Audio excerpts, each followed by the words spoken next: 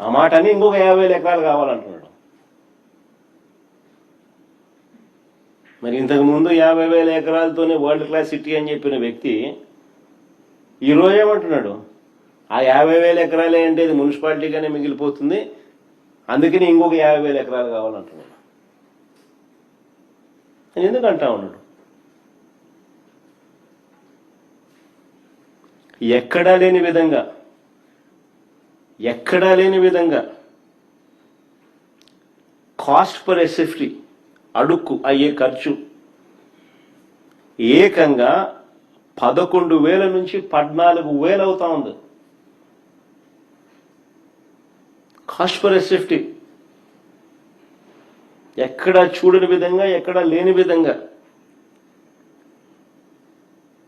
అడుక్కయ్యే ఖర్చు 11,000 నుంచి 14,000 దాకా ఎందుకు అవుతా ఉంది? ఏ స్కాముల వల్ల ఇది ఎగబాకుతా ఉంది అన్న వీటికి సమాధానం ఎక్కడైనా అసెంబ్లీలో చెప్పాడా?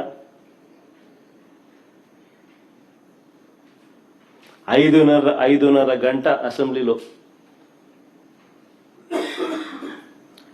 ఇటువంటి ప్రశ్నలకు ఏదైనా సమాధానం చెప్పాడా?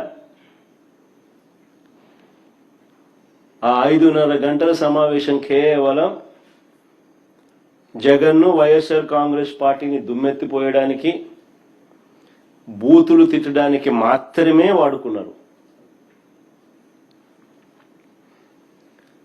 రాజధాని పేరిట పట్టపగలు తాను చేస్తా ఉన్న దోపిడీ నుంచి ప్రజలను డైవర్ట్ చేసేందుకు ఈ డ్రామాకు తెరలేపాడు.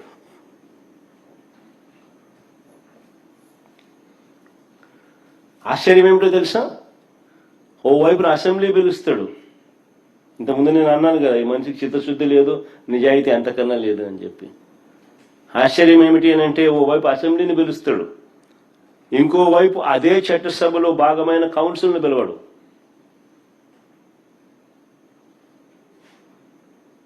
ఇంకోవైపు అదే చట్టసభలో భాగమైన కౌన్సిల్ని పిలవడు. ఎందుకు? కౌన్సిల్ని పిలిస్తే రాజధాని పేరిట చంద్రబాబు చేస్తా ఉన్న అవినీతి భాగోతాన్ని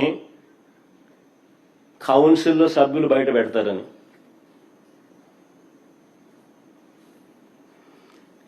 ఈయన బండారాన్ని అంతా కూడా వాళ్ళు కడిగి పాడేస్తారని.